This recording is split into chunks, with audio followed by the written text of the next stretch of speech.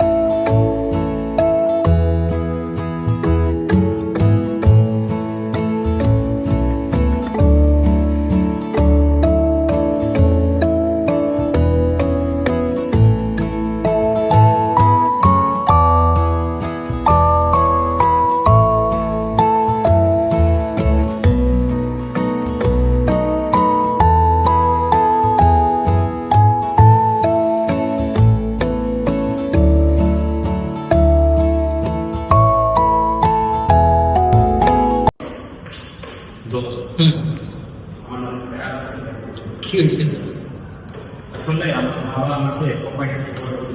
কেন আঙ্কেলের একমাত্র ছেলে, তুমি আর তো কেউ নেই? বাবা বুঝতেছে না, খালি বলে অস্ট্রেলিয়াতে মাস্টার্স কমপ্লিট করো। আরে এটা তো সুসংবাদ, আমরা তো বাইরে মাস্টার্স করার চিন্তা করতে পারছি। বন্ধু, তোমার সম্পর্কে শুনলাম, তুমি কিছু বলো, তোমার ফিউচার প্ল্যান? আমার প্ল্যান, আমার বাবা সরকারি চাকরি করতো, আমার বাবার ইচ্ছা আমি যেন বিসিএস দিই। তোর কি অবস্থা মামা? বন্ধু, দীর্ঘশ্বাস থাকতে বাধ্য হলাম। তোকে আজকে অনেক খুশি লাগছে। আমার হাসি খুশির পিছনের গল্পটা আসলে middle class, lower middle class ফ্যামিলির যে একটা ক্রাইসিস, এই জিনিসটা আসলে কি পরিমাণ হার্শ, এটা তোমরা কখনো বন্ধুরা রিয়েলাইজ করতে পারবে না। আমি আসলে বাধ্য হয়ে হাসি খুশি থাকি। কেন, কি হয়েছে? এই যে আমার ফ্যামিলিতে আমার বাবা স্বল্প বেতনের একজন চাকরিজীবী ছিলেন, আমার ফ্যামিলিটাকে চালাতে। আমি জানি তুমি কষ্ট, আমি বুঝছি। আমার বাবা এখন রিটায়ার করেছে, আমার এখন একজন আর্নিং এর কথা বলা কথা, কিন্তু আমার গ্রাজুয়েশন এখন শেষ হয়নি।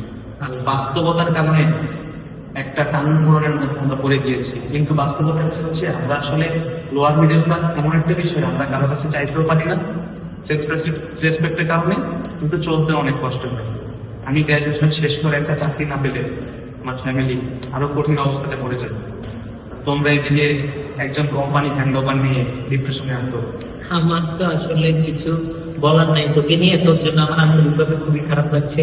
তুই কি বিসিএস পরীক্ষা দিতে চাচ্ছিস? আমি বন্ধু বিসিএস নিয়ে প্রিপারেশন নেওয়ার জন্য একটা যে সময় প্রয়োজন আমার হাতে আসলে এটা। আরে বিসিএস কোনো কিছু বললো, ওখানে চাকরের বিজনেস যদি আমাদের বাবার তো আগে পারিবারিক কোনো ব্যবসা নেই যে ব্যবসা করে। বন্ধু একটা কথা বলি, তোমরা তোমাদের পজিশনে যেভাবেই আছো, তোমরা নিজেদের পজিশন নিয়ে সন্তুষ্ট থাকো। তোমরা যথেষ্ট ভালো পর্যায়ে আছো, কারণ বাস্তবতাটা তোমরা আমার দিক থেকে থাকলে ভালো মতো বুঝতে পারবে।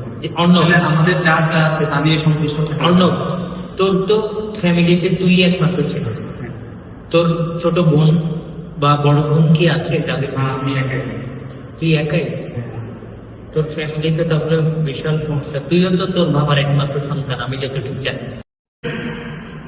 লাস্ট কোর্সটা অনেক খারাপ। কেন, কি হয়েছে? একটা ম্যাথ ছিল, ওটা আমি পারিই না, আমি কোনটা? বুঝছিই না।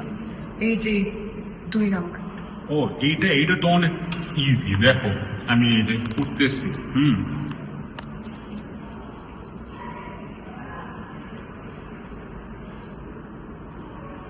এইটা পারো না? এটা তো অনেক ইজি, মাত্র 2 লাইনের ম্যাথ ছিল।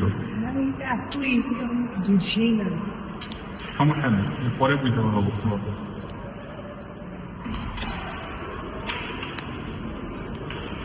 কেমন আছে?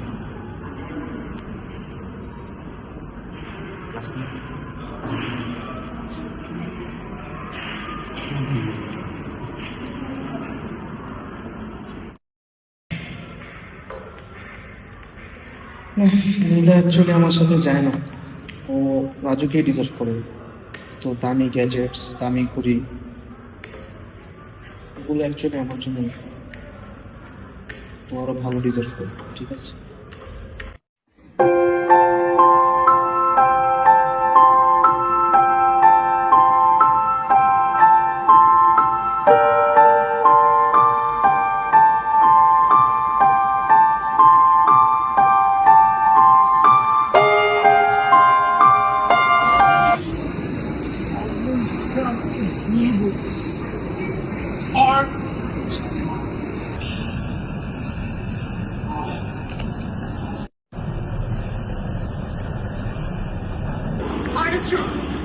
তুমি আমার কাছে কেন এলে যাচ্ছ?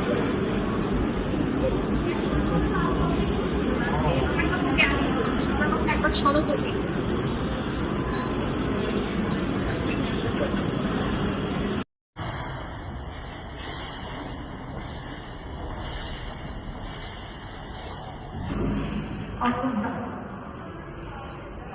তুমি কি আমার সাথে সমুদ্র করছো আমাকে?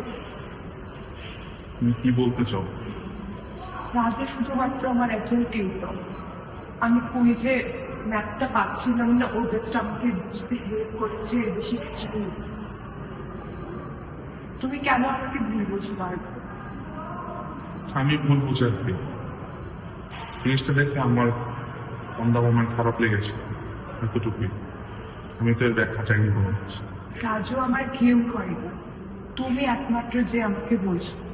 ঠিক আছে, আমি বুঝতে পেরেছি।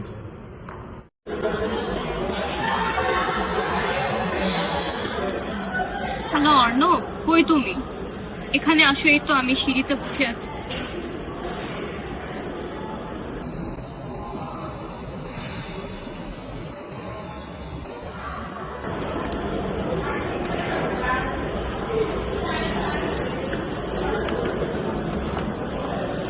হাই। হাই নীলা, কি অবস্থা? এই তো, তোমার কি অবস্থা? চলছে। একটা কুইজ ছিল, প্রশ্ন এত হার্ড আসছে, সারা রাত জেগে পড়তে হয়েছে।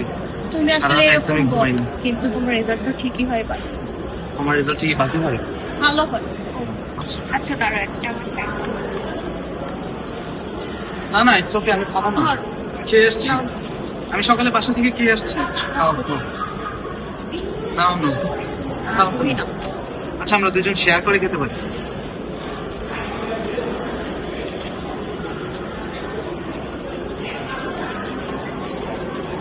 তো কমপ্লেক্স, শুনো।